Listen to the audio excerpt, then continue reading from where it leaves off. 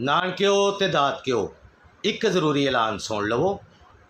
ਤੁਹਾਨੂੰ ਐਡਵਾਂਸ ਇਤਲਾਹ ਦਿੱਤੀ ਜਾ ਰਹੀ ਹੈ ਕਿ ਸਕੂਲਾਂ 'ਚੋਂ ਬਾਲਾਂ ਨੂੰ ਗਰਮੀਆਂ ਦੀਆਂ ਛੁੱਟੀਆਂ ਹੋ ਗਈਆਂ ਨੇ, ਲਿਹਾਜ਼ਾ ਐਕਸਟਰਾ ਮੰਜੀਆਂ ਬਿਸਤਰੇ ਤੇ ਖਾਣ ਪੀਣ ਦਾ ਇੰਤਜ਼ਾਮ ਕਰ ਲਵੋ ਤੇ ਨਾਲੇ ਆਪਣੇ ਕੀਮਤੀ ਸਮਾਨ ਨੂੰ ਸੇਫ ਕਰ ਲਵੋ।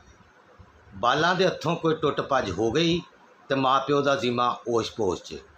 ਤੇ ਨਾਲੇ ਇੱਕ ਗੱਲ ਹੋਰ, ਤੁਸੀਂ ਫੋਨ ਕਰਕੇ ਬੁਲਾਓਗੇ।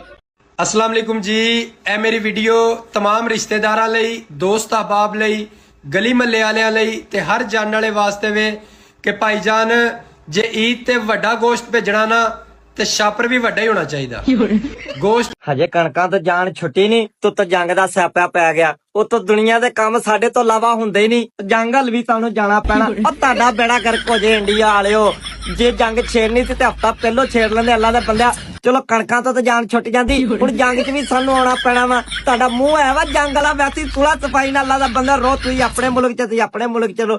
ਲੜਾਈ ਝਗੜਿਆਂ 'ਚ ਕੀ ਪਿਆ ਮੈਨੂੰ ਦੱਸੋ ਨਾ। ਹੁਣੇ ਤਾਂ ਤੁਸੀਂ ਵੀ ਸਾਰੀ ਉਮਰ ਪੱਠੇ ਆ, ਡੰਗਰੋਂ ਡੰਗਰੀ ਹੋਣਾ ਤੇ ਅਸੀਂ ਵੀ ਡੰਗਰੋਂ ਡੰਗਰੀ ਹੋਣਾ ਵਾ।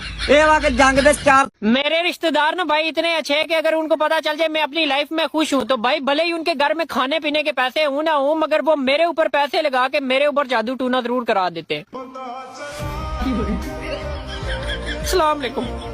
मेरे प्यारे पाकिस्तानियों, अब वक्त आ गया है मुल्तान वालों के साथ ताल्लुकात अब अच्छे कर लिए जाएं।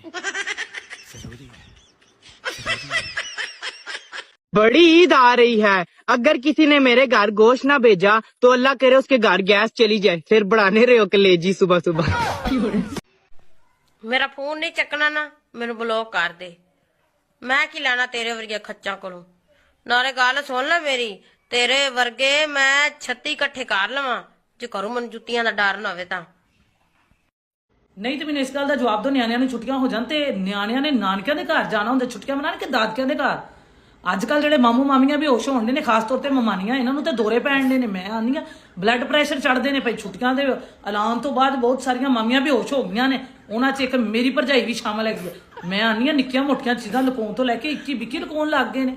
ਬੰਦਾ ਪੁੱਛੇ ਜੇ ਨਿਆਣਿਆਂ ਨੇ ਤੁਹਾਡੇ ਘਰ ਨਹੀਂ ਆਣਾ ਹੈਗਾ ਤੇ ਜਾਣਾ ਕਿੱਥੇ? ਕੀ ਗੱਲ ਅਸੀਂ ਭਰਾਵਾਂ ਕੋਲੋਂ ਹਿੱਸਾ ਨਹੀਂ ਲਿਆ? ਇਸ ਦਿਨ ਵਾਸਤੇ ਨਹੀਂ ਸੀ ਲਿਆ ਕਿ ਅਸੀਂ ਬੱਚਿਆਂ ਨੂੰ ਲੈ ਕੇ 4 ਦਿਨ ਇਹਨਾਂ ਦੇ ਘਰ ਨਾ ਚਲੇ